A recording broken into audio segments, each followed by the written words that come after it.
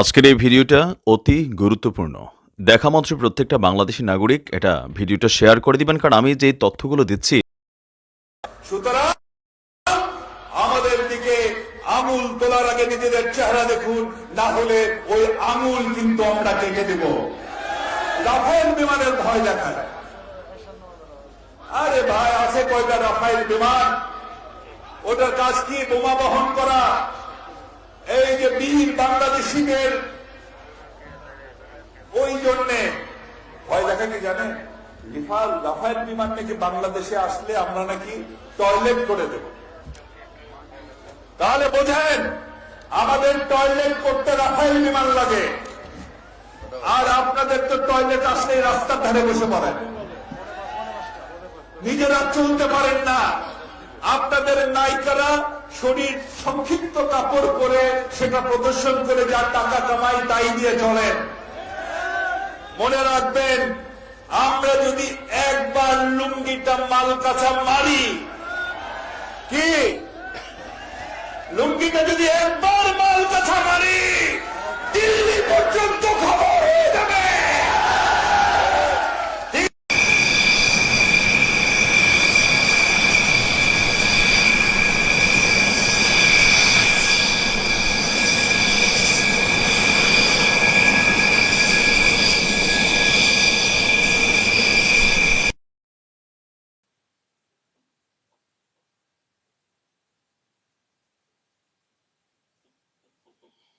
দর্শক কি বলবেন?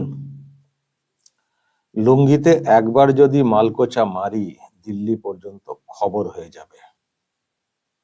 দিল্লির ফাইটার বিমান রয়েছে, আর ওনারা লুঙ্গিতে মালকোচা মেরে তার মোকাবিলা করবেন।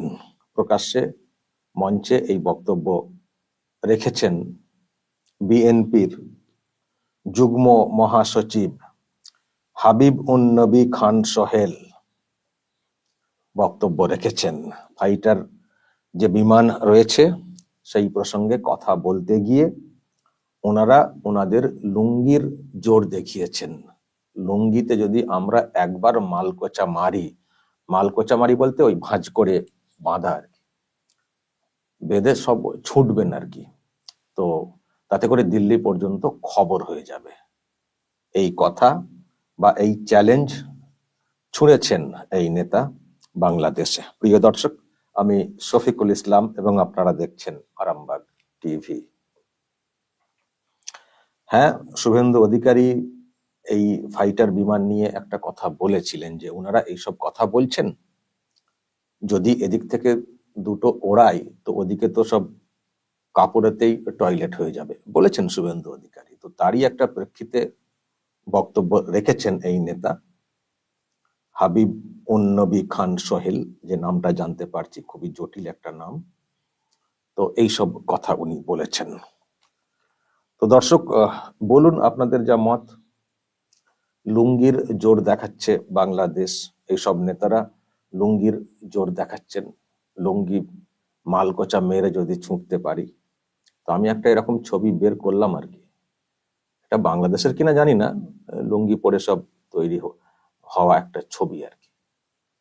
তাহলে কি এইভাবেই সব ছুটবেন? লুঙ্গি কোমরে ওইসব আছে, কারো মাথাতে আবার হেলমেট দেখতে পাচ্ছি, ছুটবেন এইভাবে? ভারতীয়দের সঙ্গে মোকাবিলা করবেন? ফাইটার বিমানের সঙ্গে মোকাবিলা করবেন? হ্যাঁ, খুব ভালো, খুব ভালো। লুঙ্গিতে ভালো করে মালকোচা দিন, মালকোচা মারা প্র্যাকটিস করুন, আর এই রকম কথা বলে যান, এই যুদ্ধ খেলার কথা বলে যান। যেদিন লেগে যাবে সেদিন লুঙ্গিতে মালকোচা মেরে ছুটবেন বলেছেন, কিন্তু মালকোচা মারার সময়টুকু পাবেন কিনা সেটা নিয়ে কিন্তু প্রশ্ন রয়েছে। যেদিন ফাইটার বিমান ছুটবে, যেটা আপনারা জানি না কি চাইছেন, মানে যে ধরনের কথা বলছেন, এ তো যুদ্ধ একটা তৈরি করছেন। তো যেদিন সত্যি এই বিমানকে ছুটতে হবে সেদিন লুঙ্গিতে মালকোচা মারার সময়টুকু পাবেন কিনা সেটাও কিন্তু দেখতে হবে। সেটাও দেখতে হবে। খুব বড় বড় কথা, খুব বড় বড় কথা। তবে দর্শক, এইসব হাস্যকর বক্তব্য তো আমরা শুনছি। কদিন আগেও আপনারা সব শুনেছেন ওখানকার প্রাক্তন সেনা কর্মী তারা বলেছেন যে আমরা যদি যুদ্ধে লাগি বা যদি যুদ্ধ হয় তো আমরা 4 দিনে কলকাতা দখল করে নেব, কলকাতা আসাম সব নাকি তারা দখল করে নেবে 4 দিনে। তো এইসব কথা শুনে আসছি। এই বিএনপির আর এক নেতা রুহুল কবির রিজভী, উনি আবার বলেছিলেন যে আমাদের বাংলা, বিহার, উড়িষ্যা সব চাই, এইসব কথা বলেছেন। আরো সব তো আপনারা দেখছেন, ম্যাপ প্রকাশ্যে আনা হচ্ছে, বাংলাদেশের বাইরে কোন কোন জায়গা তাদের চাই সেই ম্যাপ প্রকাশ করা হচ্ছে, এইসব চলছে। তো এইসব বক্তব্য, হাস্যকর সব মন্তব্য এইসব চলছে, আমরাও দেখছি, হাসছি, কখনো কখনো ভাবছিও যে কি সব শুরু হয়ে গেছে। তবে দর্শক, আমি আজকে আর একটা কথার অবশ্যই প্রতিবাদ করতে চাই, যেটা উনি বলেছেন, সেটা হচ্ছে আমাদের ভারতীয় যারা অভিনেত্রী তাদের সম্পর্কে খুবই কটু একটা মন্তব্য করেছেন। তাদেরকে তো অসম্মান করা হয়েছে, সেই সঙ্গে আমাদের দেশকেও অসম্মান করা হয়েছে, যে আমাদের নায়িকারা নাকি সব অল্প পোশাক পরে শরীর দেখিয়ে টাকা উপার্জন করেন, তাতে আমাদের চলে। এই হচ্ছে মোদ্দা কথা যেটা বলতে চেয়েছে। এটা যেমন আমাদের নায়িকাদেরকে অসম্মান করা হয়েছে, তেমনি আমাদের দেশের যে অর্থনীতি সেটাকেও অসম্মান করা হয়েছে বা তার সম্পর্কে প্রশ্ন তোলা হচ্ছে এইভাবে।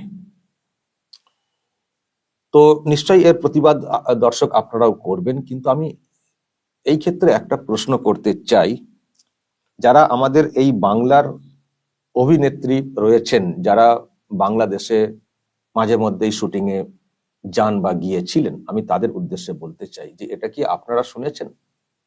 এই যে অভিনেত্রীদের সম্পর্কে যে মন্তব্যটা করা হয়েছে ওপার বাংলা থেকে, যেখানে আপনারা গিয়ে মাঝে মধ্যেই অভিনয় করেন, সিনেমাতে অংশ নেন, আপনাদের গায়ে লাগেনি এই কথাটা বলাতে? আমাদের গায়ে লেগেছে, ভারতীয় হিসেবে আমাদের গায়ে লেগেছে। ভারতবর্ষের যে কোনো প্রান্তেই যেই নিজেকে মানে ভারতবাসী হিসেবে মানবেন, তাদের প্রত্যেকেরই কিন্তু গায়ে লাগবে, কারণ যে ধরনের কথা বলা হয়েছে এবং মহিলাদেরকে অসম্মান করা, নারীদেরকে অসম্মান করা, নায়িকাদেরকে অসম্মান করা, তো আপনাদের গায়ে লাগেনি? কই আপনাদের তরফ থেকে তো কোনো প্রতিবাদ এখনো পর্যন্ত আমরা দেখতে পাচ্ছি না। এই যে বক্তব্যটা রাখা হয়েছে, এটা মোটামুটি 2 দিন হয়ে গেছে, আজকে আমি আপনাদেরকে দেখাচ্ছি। কই আপনাদের তো কোনো প্রতিবাদ দেখছি না, কোথায় সব? এই বাংলা থেকে যারা মাঝে মধ্যেই ওখানে যান শুটিং এ, সায়ন্তিকা বন্দ্যোপাধ্যায়, মিমি চক্রবর্তী, শ্রাবন্তী চ্যাটার্জি, যান না মাঝে মধ্যেই ওখানে, নুসরাত জাহান, তো কোথায় আপনাদের প্রতিবাদ? এই যে এইরকম একটা কথা বলা হলো, আমি বাংলার কথা এই জন্যই বলছি, মানে অভিনেত্রীদের কথা এই জন্যই বলছি, কারণ ওনাদের সঙ্গে যোগ আছে, যাতায়াত করেন ওখানে। তো এইরকম কথা ওপার বাংলা থেকে বলা হচ্ছে, তো আপনাদের তরফ থেকে প্রতিবাদটা কোথায়? আর কোথায় সেই দুষ্টু কোকিল? আমি জানি না কোন কোন অভিনেত্রীর বিষয়কে মাথায় রেখে এই মন্তব্য করা হয়েছে,